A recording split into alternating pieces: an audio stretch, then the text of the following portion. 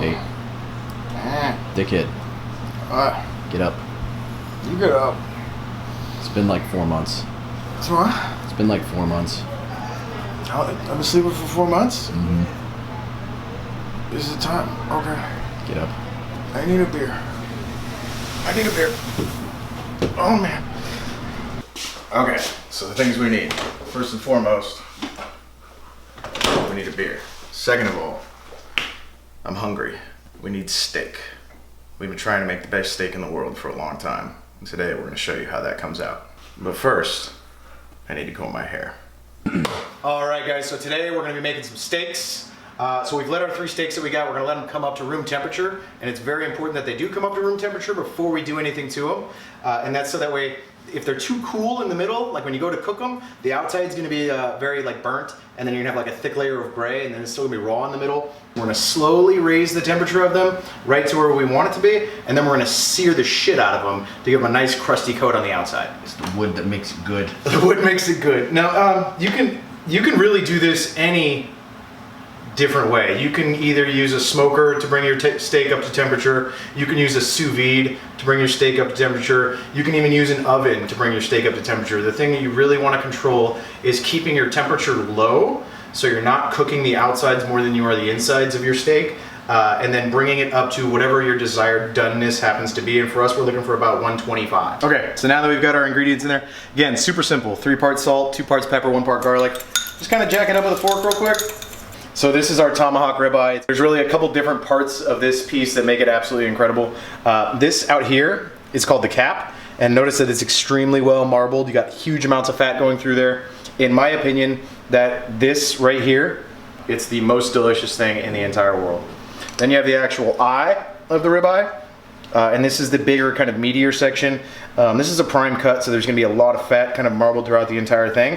One of the nice things about like a large cut like this is how thick it happens to be. Because it's so thick, we want to treat it a little bit more like a roast, and we want to make sure that we get every part of it covered. As this guy sits, we want it to kind of start to pull the moisture out. And what that's going to allow us to do, pulling the moisture out of the meat like before we cook it, is it's going to allow the temperature to go even slower, because we're not going to have as much moisture converting into steam.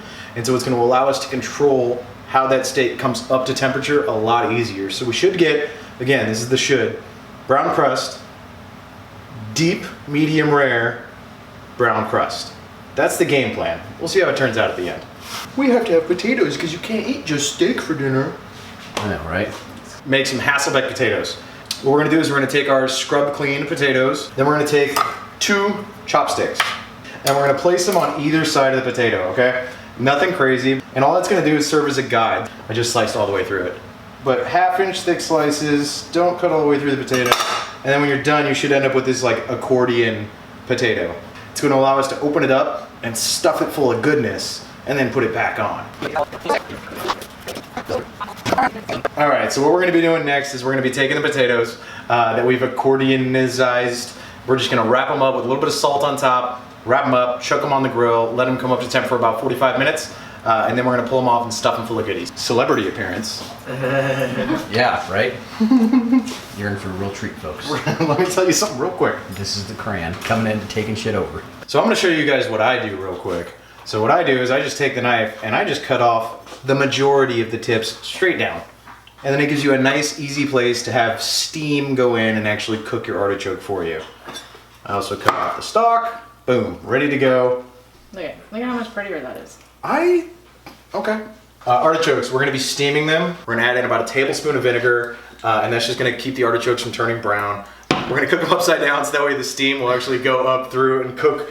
It'll go up through this little area that we chopped off here, and it'll actually cook the heart of the artichoke. Okay, so what we're gonna be using today for making our steak as well as our potatoes is a pellet smoker. That's what we're gonna be using to bring our steaks very slowly up to temperature that we want internal, again, that 125. Also, in the meantime, what we're gonna do is we're gonna chuck our wrapped potatoes onto the grill.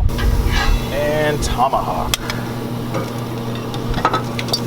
Okay. The Weber iGrill 2, it's a digital thermometer that's Bluetooth that you pair to your phone. It's gonna actually go into the meat and it's gonna let us know exactly when it gets to the temperature that we're looking for, so there's no chance of us like overcooking this steak or undercooking this steak. A bone-in steak, like our ribeye, you wanna stay away from the bone. So if you touch the bone, you're not gonna get an accurate reading of what the temperature is. And that really is the difference in between like a shitty steak and a great steak is how it's cooked, how it's prepared, right? All right, so we've got the steaks on, the temperature probes are inserted. We're gonna go ahead and let the smoker do its thing for a while. And remember, we're gonna take these steaks to about 120, 125 degrees internal. Then we're gonna pull them off, and then we're gonna sear them. Okay, so we'll let that do grill type things, and then we're gonna yank the steaks off of the smoker here in just a minute, and they're gonna come over and we're gonna sear them up. We should pull some out and put them in the chimney? Yeah, in the chimney, because that's not gonna work. No. What that girl told us at the store is bullshit. Yeah, it's a total fucking lie. Where they throw the whole bag in the grill. Yeah. Next thing we're gonna do, guys, is we're gonna make our dipping sauce for our artichoke leaves. We're gonna use a little bit of mayo, some juice from a lemon, garlic, cayenne pepper, ground mustard, it's very important, and some parsley flakes, totally optional. So we're gonna do like a half a cup of mayo. It's funny because it makes funny noise. We're gonna do the juice of half a lemon, so squeeze it over your hand, catch the seeds.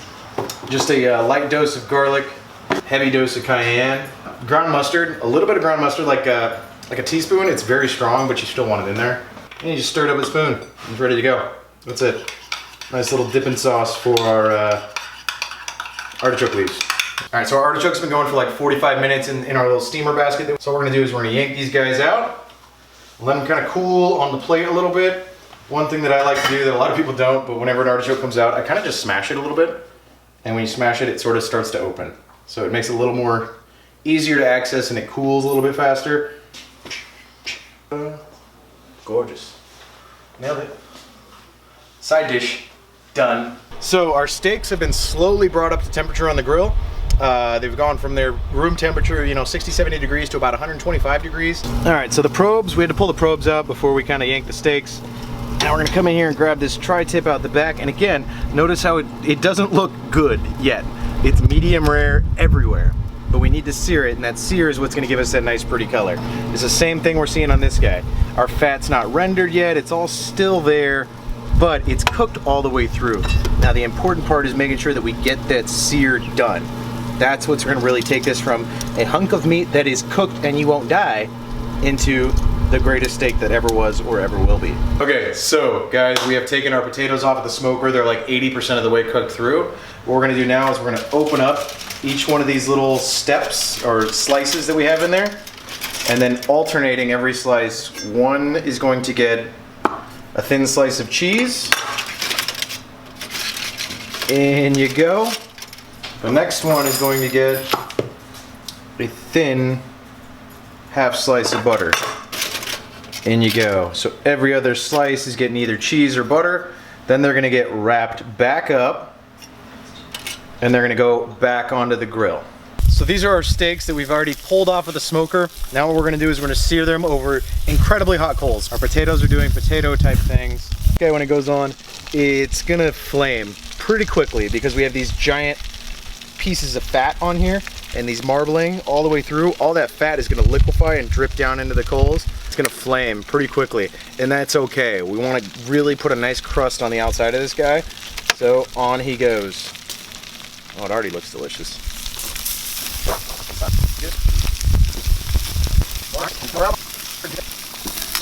So this is what I was talking about. As the fat renders out of this steak, it's dripping down onto the coals and causing it to flame up. Two things are happening. As that fat drips onto the coals and sears, it produces more heat, which is gonna crisp our steak better. Two, that fat is gonna turn into smoke, which is gonna also flavor our steak and coat the outside of it even more. That's why it's important to use an extremely high heat for your sears. That's what we're looking for, is that nice, that caramelized brown on the outside. That's pure tasty num-nums. Take them up. There. Up you go. Right. So that's our guy. She's done. That's what she kind of looks like on the other side. So that's our sear. That's what we wanted. It's that deep caramelization. That is flavor. Don't eat it yet. Let it sit there. 10 to 15 minutes.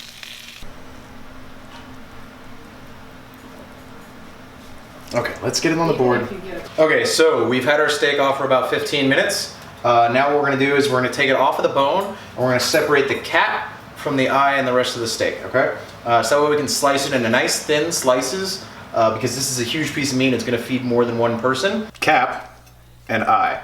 So with the cap, all we're gonna do is we're just gonna cut it into a couple of thin slices just so everybody can get an individual piece.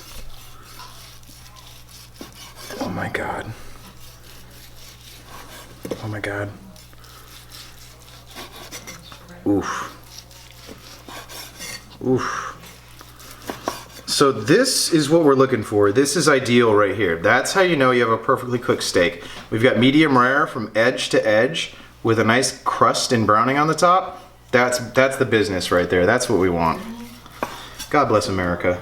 So next we're gonna carve the eye, which is this part right here, into some nice thin slices, and we're gonna kind of keep it separate from the cap. So we're just gonna come at it straight up and down because it's already cut against the grain. So now we just wanna have some nice slices. Oh my God. Is your mouth watering right now? Tasty Num Nums? Mm-hmm. All right. Granny, what's the verdict? Tasty Num Nums? Mm-hmm. Is good? It's not poison? No. It's like butter. It is, right? Joe, you're missing out on Eat your that. cat piece. Can we get your cat piece? Success? No. Huh? Best steak in the world? Nailed it? Pretty good. All right, guys, so that has been the steak video. The end. I'm like crying over here, huh? Quiet on set. Come on! Movie magic happening over here, folks. But Nailed it? first I'm gonna comb my hair. Ha! That's the cool thing about Fucking nailed that? nice. Very loud. Yeah, you're Okay. Where are we going, Kim? Where are we going, Kim? Flavor Town. We're going to Flavor Town, that's right. oh, put that one back. This? Yell. I'm not yelling. Eating is only good if it's dangerous. Pat, pat. All right. Because that's how you end up with yucky meat. I would love a tasty beer, please. It's like people that, you know, they question my drinking. Do they ever consider my thirst? Yeah. No. Easy. I know, it just went from like Yeah. 0 to 100 real Yeah. quick. Okay! That came in hard? Yeah. I like it. Okay. You gotta have, every now and then, everybody makes a mistake. Okay, I'm ready! Do that. long. It takes forever. Every single one of these is leaving. You're doing a great job, Granny. You're killing me, Chooks! You're killing me! I'm over here creating movie magic and you're killing me! Oh, the top, oh, that's totally going in there. Yeah, the Top Gun reference? You didn't use a hand gesture or anything. I totally flipped off the camera. Notice that my meat is nice and tender, referring to the steak, because dick jokes, you know what I mean? Didn't even read the book on it yet. Reading is stupid. It's Reading is for the birds. Why is that? it is. It's recording the whole time. Reading is stupid though. Let's be honest. That one needs to stay. Let's be honest. Nobody reads directions for things. Okay. So again, intro. Okay. All right, guys. So now, fuck. This is what makes for the good bloopers, though.